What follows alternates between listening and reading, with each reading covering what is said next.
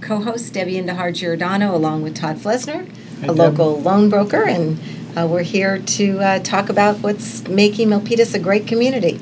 Absolutely. And we have another great guest along with us today to share something about our community that maybe folks who live in here in Milpitas may not be aware of. That's right here in our backyard.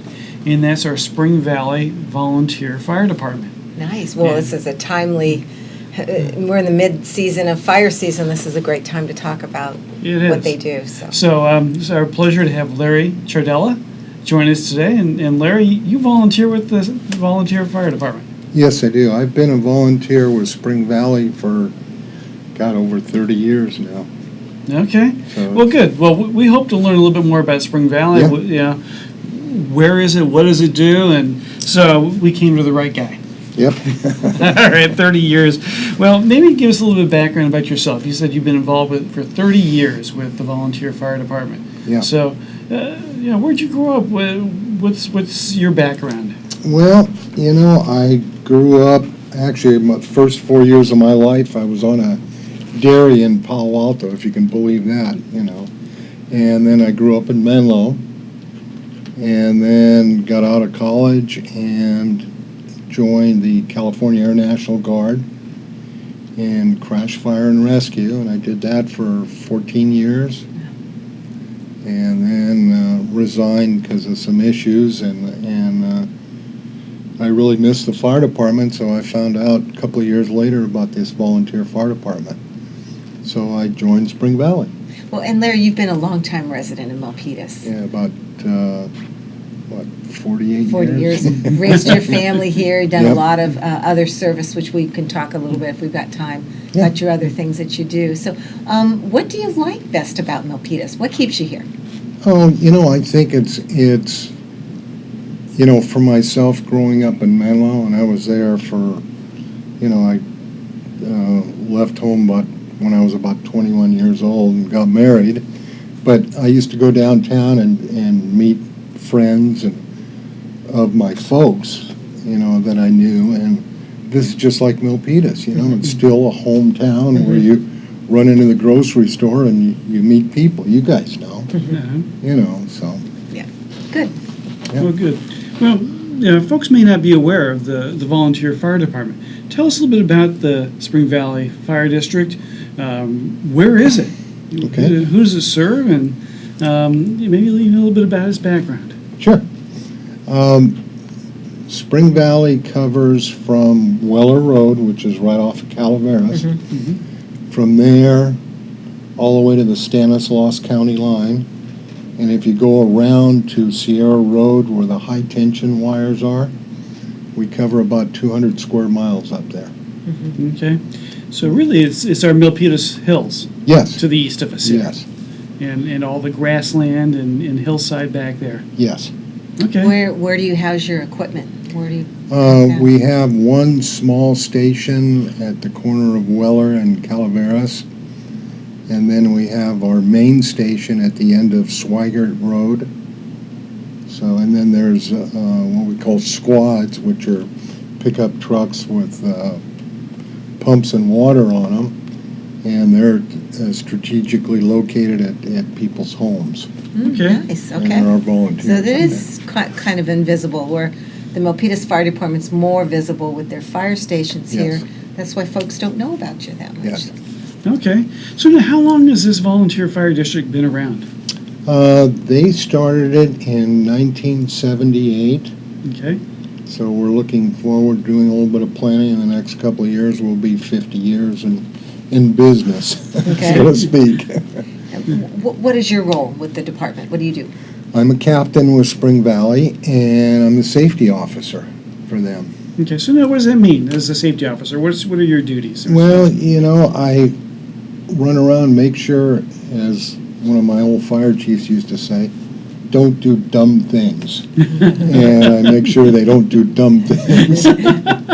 So then that leads to my question about training. How are the volunteers, how are they trained, and how do you seek the volunteers to be part of your group? Well, most of the volunteers have a 2-year degree, fire science degree. Okay. or they work on an ambulance. We train twice a month, usually up at Sandy Wool over at the main station here in Milpitas. So we train there, and then we have extra trainings too that we go to. Well, I went to your graduation. You have an Yeah, annual right. graduation program, so I know that you do some type of training then with the folks. Right, yeah, we put on a couple academies. And can I say your granddaughter is? Yeah. She's I'm proud to say you have a granddaughter that's on the team, or. Yes, Okay. Yeah. Well, and how many people volunteer then with the department? we've got about 55 volunteers. Wow. Okay. But 30 of them are firefighters. The Okay. rest of them are all support people. Okay. Okay. And do they all live in the hillsides? They live here in Milpitas? Where do these folks come from? They come from all over. You know, there's probably about 15, no, about 10 to 15 about 10 that live in the hillside. The rest of them are San Jose and Milpitas. All right. Okay. Okay. Well, let's talk about the hills and what they have. We can see they're brown, and they're a fire hazard right now at this stage. What kind of precautions do hillside homeowners need to take in terms of fire safety? Well, they have to do their fire breaks, and that's disking along the property line. Mm-hmm. This way, at least it'll help stop the fire a little bit. So, Homeowners have to keep brush back from their homes back as from well. home. What, 100 feet is that what the requirement is? Yeah, I believe it's 100 feet, yes. Okay. And so now what happens if, there's like an absentee owner, because there's lots of land up there without homes on it. How is that patrolled? How is that monitored? I mean, do those landowners, they've got to get out there and make sure that maintenance is done? Doesn't Yeah, the Santa Clara maintenance. County do a weed abatement program? And Yeah, they've got a weed Sure. abatement program. They have a weed abatement program. And it's just all up to the volunteers. I mean, the homeowners is whose responsibility it is. Okay. And we've been taught that if you do structure protection on a home, if you pull up to a house and it's got weeds and trees all over the house, you go to the next house because you can save that one. wow. You can't save that house that's still got trees and Interesting. weeds all over. So, Larry, let me ask you then, do you do any interaction with the Milpitas Fire Department and the other fire agencies, CAL FIRE? Oh, yeah, with CAL FIRE for sure. For sure. And Yeah. how does that work, that interaction? Well, we, in the wintertime, we have CAL FIRE people come in and do our training for us. Okay. In the last summer, we made arrangements to bring the helicopter over because instead of a bucket like you normally see on a helicopter that drops the water, they've got a tank. So we were showing how to fill the tank up full of water because most of these ponds out here are all dried up. Mm-hmm. So at least we can fill them up with water and they can go to work. Okay. So they came out last year. Okay. And I believe dispatch is through CAL FIRE as well. Correct. Right? Yes. So a call comes in, they handle that call, and then they get the volunteer Right. out there to the site. Page us out on here, let's see.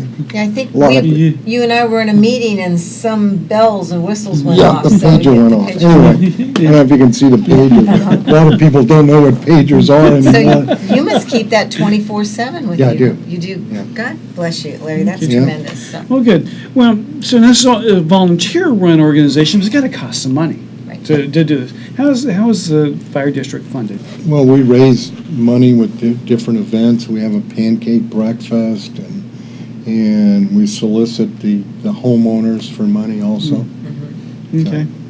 And Pancake Breakfast open to anybody? Yes, it is. Oh, okay. And that's an annual event, I understand. Yes, yeah, it's in February, I believe, or March. Okay. And so we try to get the word out to folks when that's coming up that Yes. they can get out and have a great breakfast. That's up at the golf course in the Yeah, hills, the right? Spring Valley Golf Course, yes. So are there any other ways that folks can help support the organization? Just by making donations, we're fairly fortunate. We have some folks that, really believe in the fire department, and they make donations throughout the year, so. Okay, good. What would you say are the biggest challenges perhaps facing the volunteer fire department? Oh, boy, I think it's, I think it's mainly training and getting people to come to calls. Mm-hmm. Because, you get a call up here and, you might have just 10 or 12 volunteers show up for a medical, for an example, or an auto accident. Mm-hmm. Or if there's a grass fire or a house fire, you get 25 guys show up. So, they want to have more fun and, So. Okay. What kind of, what are some of the rewards that you get from doing what you just, do? Just helping people, I think is the You are, yeah. main thing. Mm-hmm. Good. How about the longer-term plans for Spring Valley? What are some of the goals or things that you're trying to accomplish? Well, we're hoping to raise some money to build a fire station up there. Ah, okay. Okay. I know CAL FIRE is talking about putting a station up there to house their helicopter. Okay. The one that's Great. over there at the Alma station, there along Highway 17. Okay. And if they can build a station up there, then maybe we can add 3 or 4 more bays and put our fire trucks in there too. All right. Well, terrific. Okay, let me change hats Yeah. right now. I mean, no, Okay. you really don't have to, but that's okay. Change your firefighter hat. Yeah. You also serve as a planning commissioner for the Yes. city, and in fact, you and I think that's where we first met. Yes. So, you've been doing that the last recent 7, 8 years or so. It's Yeah. been a about while. eight- Your second go around on there. Yes. So let's talk about what's going on with the city, planning commission wise. I know you guys have been busy lately. Yeah, we've been fairly busy. Fairly busy? New New projects, what's going yeah, on? new projects, Oh, Sorry. wait, he may have There goes the to, pager. there goes the pager. He may be on his way. Okay, there we go, I shut it off. That's okay. I was gonna shut it off and I forgot all about it. Yeah, there's some, interesting projects coming up. We've got, all kinds of things happening in the city, and, the transit specific plan over here has got 7,000 units, and they're slowly coming in. We've got BART that's coming in, and I think that'll spur a lot of the other development that hasn't been developed yet once BART comes in. So your Yeah. planning commission gets to see all these new Yes. developments as they come in? Yes. Okay, great. Okay. Anything? And then we approve them and Mhm. pass them on to city Council. council. So, anything in the future on the planning commission, anything that you know that's coming up, or? No, not really. We've got the new elementary school that's gonna Yeah, be yeah, built. but see, we don't have anything to do with that. Okay, okay. It's right. all That's school the district. state, yeah. State, okay, all right, Yeah. okay. Okay. Well, but a lot of new housing, it sounds like, is coming here to Milpitas as well, Yes. with the infill, and particularly with BART, that's really spurring a lot of activity. Yes. And what about impact of something like the Levi's Stadium and that opening, and that just being right here in our backyard? Has that impacted the development here in Milpitas as well, and the types of projects that folks are looking at? I don't think so.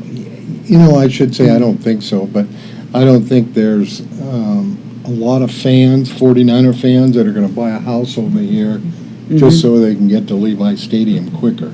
Okay. And they're saying that, you'll be able to get off of BART and get on light rail and be at Levi Stadium in 3.5 minutes or something. Okay. What I've heard. We heard that in the Yeah, presentation, right, right, by yeah. the city manager. Oh, okay. Yeah, good. So the planning commission, you don't interact then with new restaurants, new other sort of services like that might be supporting fans who are commuting here, using light rail, going to Levi Stadium and those sort of things. No. Okay, so you're really concentrating on new development. Yeah, the new development, Okay. yeah. And you get a project that, like the Great Mall, for an example. That was all approved years ago. Okay. So they just go in and get their permits and start Okay. the restaurant. All right, terrific. Well, Larry, it's been great getting a chance to chat with you a Yeah, little for bit. sure, Yeah. yeah. Thank you for the service that you provide, not only to our hillsides, but here in the city of Milpitas. And let's let Larry put in, you have a website for the fire department or a contact information where Yeah, if it's- folks want to help or assist, Yeah, send it's- money? I'm sorry. Yeah, there you go. Okay, Yeah. okay, perfect. Or they can send checks to Okay. Debbie and then she'll give them away. Okay, good. So that's a great contact information if they want to send checks or support you and whatever. Larry, we thank you very much, and of course, all the service you do to the city. You are awesome, so Thank you. thank you.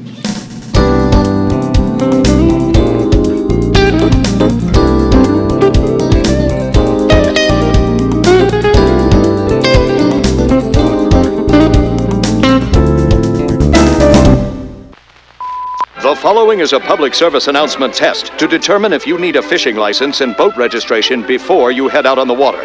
Let us begin. Are you a pelican? Does this look like your house? Is this your idea of fishing with friends? Do you use your feet as fishing hooks? Are you your own boat? Do you have webbed feet? No, I mean like a... That's the one. Do you want this in your favorite lake? Yuck, yike. No thanks, mister. Regardless how you answered, you need to be licensed and registered because it helps local conservation efforts protect the very natural resources you enjoy boating and fishing in for generations to come. Do your part at takemefishing.org.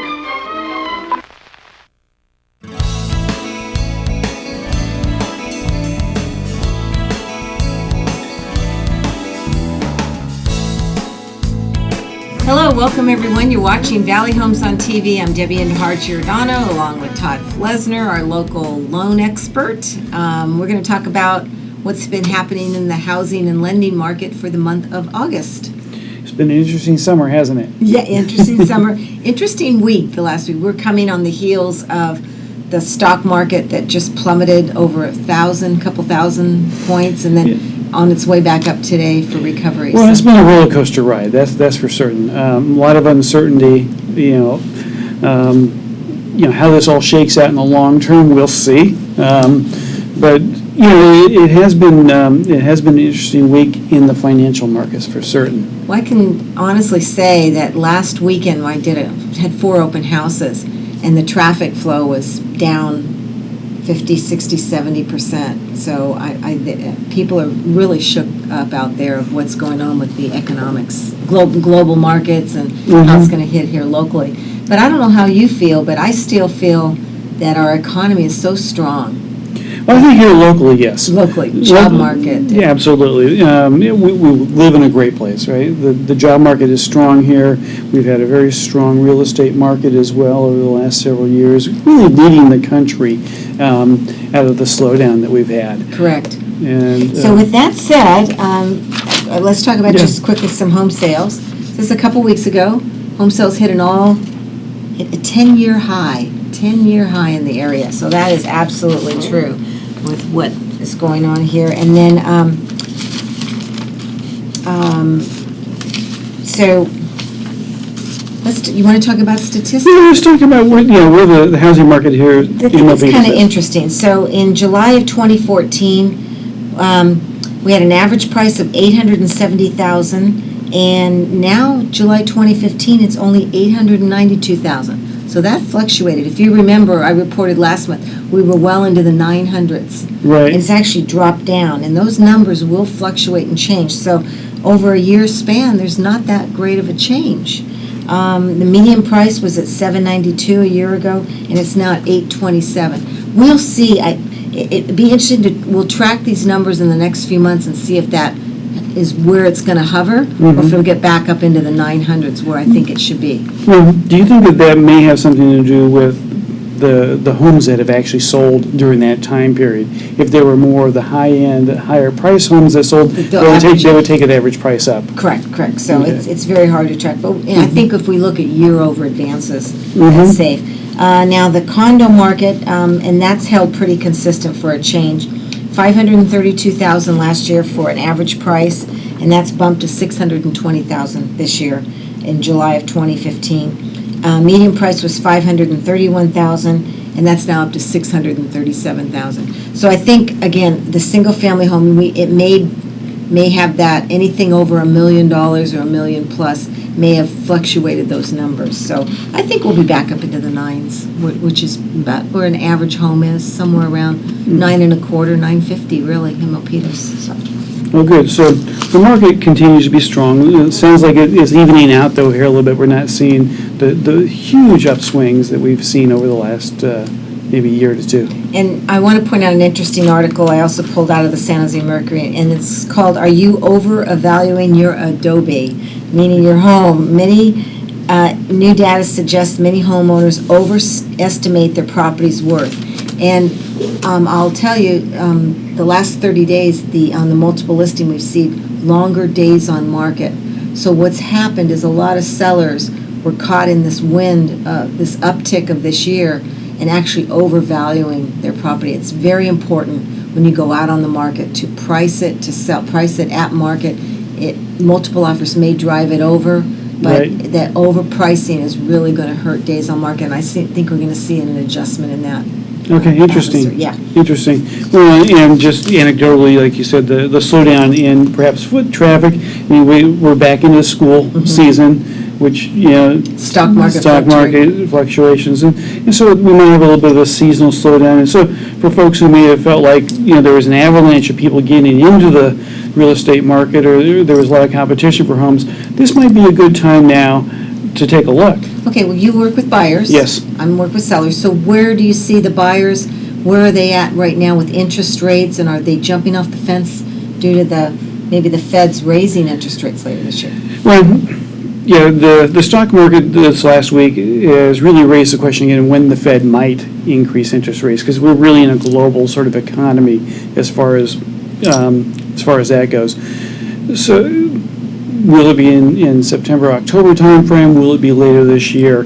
I still think that our long-term rates, mortgage rates, are going to remain relatively stable. We might see a small uptick, but they're not going to be going through the roof, which means that the price of a home and a mortgage remains relatively affordable for folks. We're not going to see that really spike here. So what are rates right now? We're right around 4%, give or take. Nice. Depends upon the loan program, of course. We have some jumbo loans that are actually in the high threes, some great rates for Nice. 30-year fixed rate loans. So still very, very attractive interest rates for home buyers. Okay, all right, good. So, and again, I see that really kind of holding steady here as we go into the fall season. Have your buyers been affected due to the stock market challenges? Are they pulling money out of stocks for down payment, and is that going to impact anything in the housing market? Well, I'm working with all sorts of different sort of buyers, right? And I think that, yes, the impact on their stock portfolio gives people reason to pause, right? And take a look, okay, how secure do I feel with this? Now, fortunately for a lot of folks, particularly first-time home buyers, there's been an emergence of many more low down payment programs. Okay. So folks may not have to dip as deep into their savings or into their stock portfolios as they might otherwise have to be able to get into a home. And so that's the sort of thing that we can help evaluate. Take a look at what is that trade-off of low interest rate or low down payment and interest rate and payments, and see how that might work for All someone. right, good. So you counsel the buyers, see where they fit in. Absolutely. What's the best way to use your money? Is it to leverage it with a loan? Is it to leave some of it in the stock market? Is it to go ahead and liquidate based on all sorts of different factors? Nice. Great. So, and for folks who are home sellers, you talk about pricing right. Right. Pricing, staging, Right. making sure the product looks good is key. Mhm. And then going through the marketing phase of being able to expose the home before they look at offers. But I just think right now that we're in a pause. And we'll see how this plays out in the next 30 days when we report into the next update for the economics locally, so Very good. Well, folks tune in on that. So where can the viewers get hold of you if they ask via some phone, questions? 408-921-0669, or my website is just my name, toddflesner.com. Great. I can be reached at giordanodj@aol.com. If you have any questions about the show or anything, if you have a guest, and we'd welcome to have any future guests. If you out there and want to appear on the show, that would be great. Let us know. So, Todd, thank you.